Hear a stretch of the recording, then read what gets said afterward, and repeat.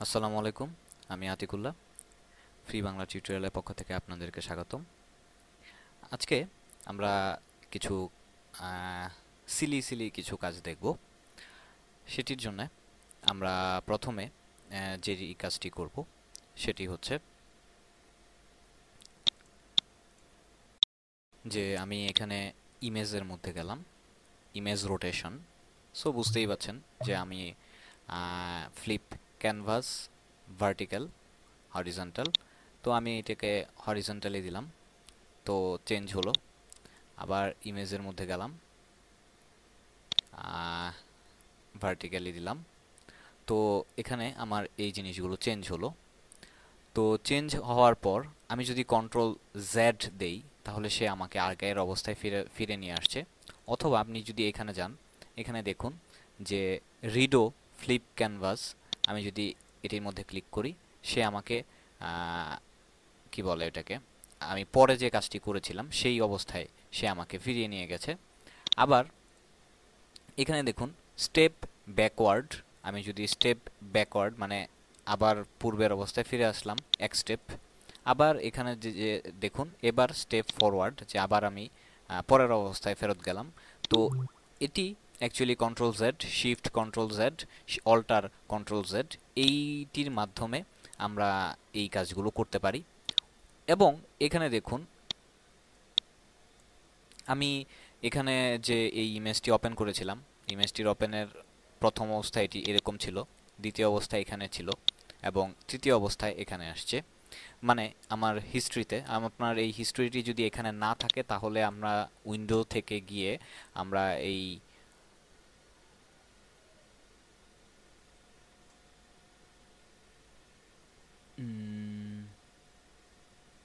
History এটিকে নিয়ে আসতে পারেন। তো যাই হোক, আমাদের যেহেতু এখন এখানে আছে, তো সেই হিসেবে এখানে দেখুন যে আমার ইমেজটি ছিল, ইমেজটি হচ্ছে এরকম। আমি যখন প্রথম ওপেন করেছিলাম তখন ছিল এরকম, এরপর আমি এই কাজটি করেছি, এরপর আমি এই কাজটি করেছি। তো এরকমভাবে আমরা অ্যাকচুয়ালি ইমেজটি আনডো বা রিডো, এক স্টেপ ফরওয়ার্ড এক স্টেপ ব্যাকওয়ার্ড এরকমভাবে আমরা যেতে পারি, কারণ আমাদের কাজের সময় বিভিন্ন ধরনের ভুল ভ্রান্তি হতে পারে। সেই ভুল ভ্রান্তিগুলো ঠিকঠাক করার জন্য আমরা অ্যাকচুয়ালি এই কাজটি করতে পারি। এবার আমি যদি এই ইমেজটি নিয়ে কাজ করি, এই ইমেজটির ক্ষেত্রে আমি কন্ট্রোল জিরো দিয়ে এটিকে নিয়ে আসলাম। তো এটির ক্ষেত্রে যে ধরুন আমরা যে কাজটি করতে যাচ্ছি সেটি হচ্ছে ক্রপ টুলস।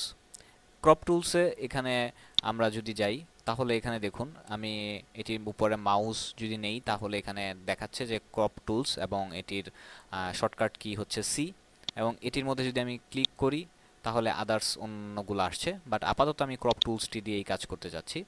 তো ক্রপ টুলসটি নেওয়ার ফলে দেখুন আমার মাউসের পয়েন্টারটি এরকম হয়ে গেছে, এবং আমি চাইলে এটিকে ড্র্যাগ অ্যান্ড ড্রপ করে আমার মতো করে যেভাবে কাজ করার করতে পারি। অথবা আমার সেই ক্রপ টুলসটি দিয়ে আমি যদি চাই তাহলে জাস্ট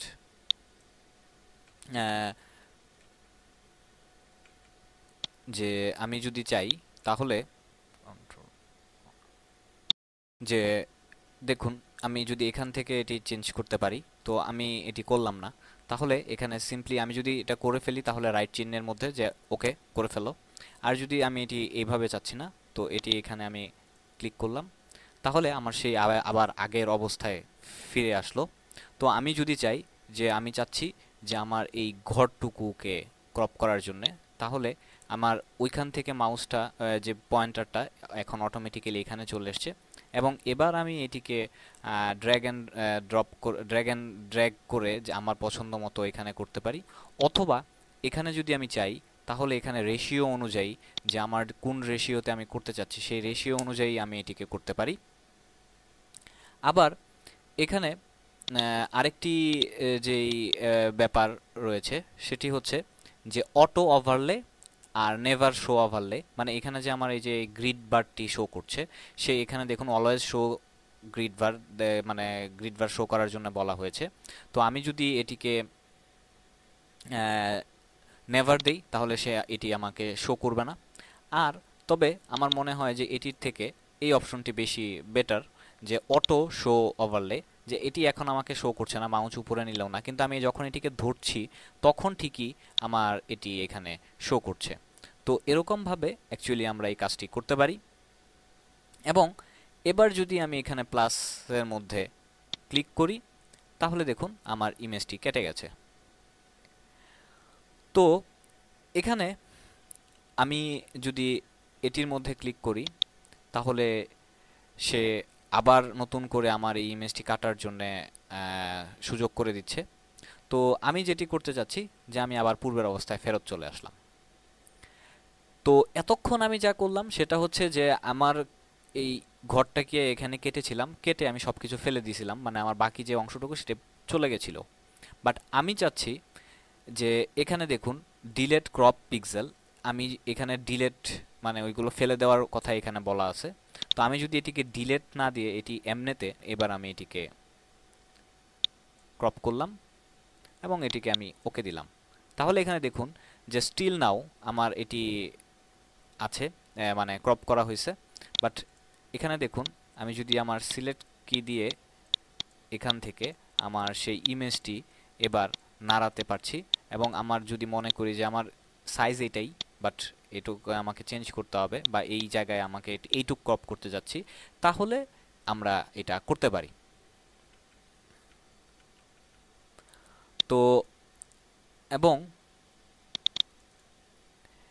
এখানে দেখুন আমি আবার পূর্বের অবস্থায় ফিরে আসলাম, যেই আরেকটি যে ব্যাপারটি দেখানোর জন্য, সেটি হচ্ছে যে ধরুন আমি যদি এখানে ক্রপ করতে যাই বা ক্রপ করতে চাই, তো এখান থেকে আমি আমার এই অপশনগুলো তো রয়েইছেই, বাট আমি যদি এখান থেকে না দিয়ে এখানে আমার নির্দিষ্ট স্পেসিফিকভাবে যদি কোনো মান থেকে থাকে সেই মানগুলো দিয়ে সেই রকমভাবে আমার ইমেজটি আমি চাইলে কাটতে পারি।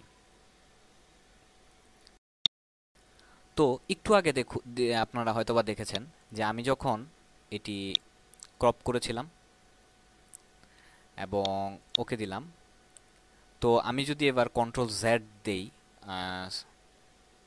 আগে না, ওকে, তো এবার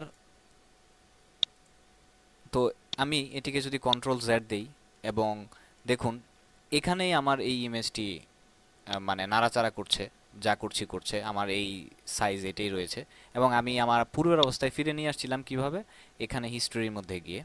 কিন্তু এটি আমি করেছিলাম যে এখন যে ব্যাপারটি আপনাদেরকে দেখাবো সেটা দেখানোর জন্য, সেটি হচ্ছে যে আমি যদি এখানে ইমেজের মধ্যে যাই এবং রিভেল অল এটির মধ্যে যাই, তাহলে এখানে দেখুন যে আমার সেই ইমেজটি আবার পূর্বের অবস্থায় ফিরে এসছে, আমাকে ওই হিস্ট্রিতে যাইতে হয় নাই।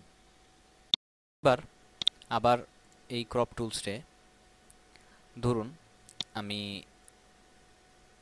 এখানে এটিকে কাটলাম এবং ওকে দিলাম। তো এবার মনে করুন যে আমি এটিকে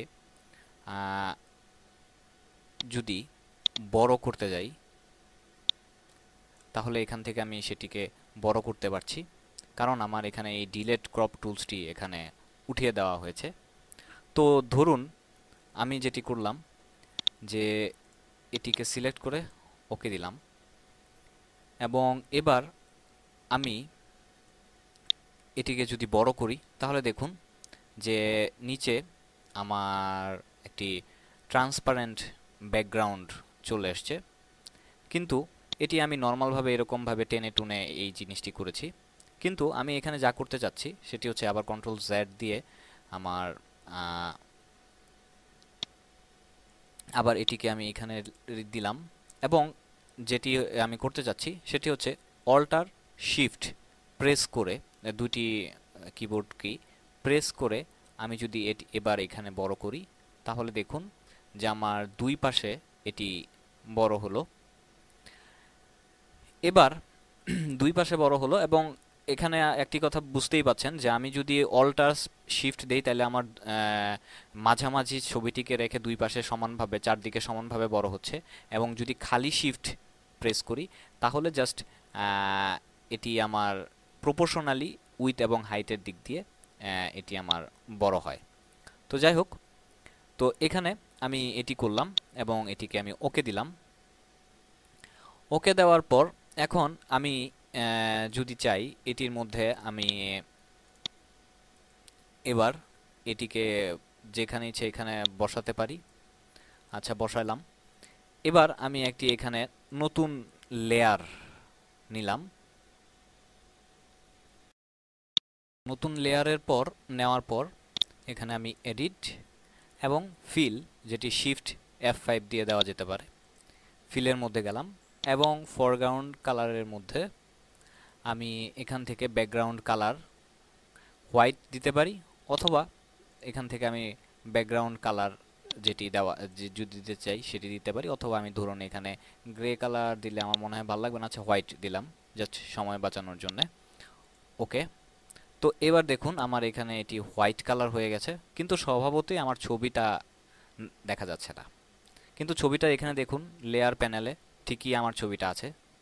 তো এটি কেন হচ্ছে, যে আমার এখানে যে আমি লেয়ারটি নিয়েছি সেই লেয়ারটি উপরে এবং আমার ছবির লেয়ারটি নিচে, যেটি ফলে আমার হলুদ সাদা ব্যাকগ্রাউন্ডটি দেখাচ্ছে, এই লেয়ারটি দেখাচ্ছে না। তো এবার যদি আমি এটিকে ড্র্যাগ করে নিচে ড্রপ করে দিই, মানে নিচে ছেড়ে দিলাম, তো এবার দেখুন যে আমার সেই ছবিটি এবং ওইটির মধ্যে আমার সেই ছবিটি দেখাচ্ছে।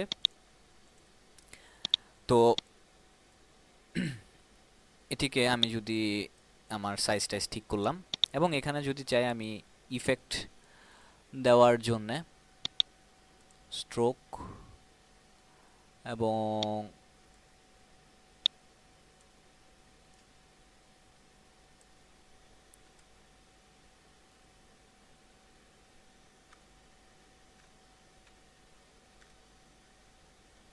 সাত দিলাম, তাহলে এখানে দেখতেই পাচ্ছেন যে আমার ব্যাকগ্রাউন্ডটি, এবং এটি যদি আমি ইনসাইড দেই তাহলে এরকম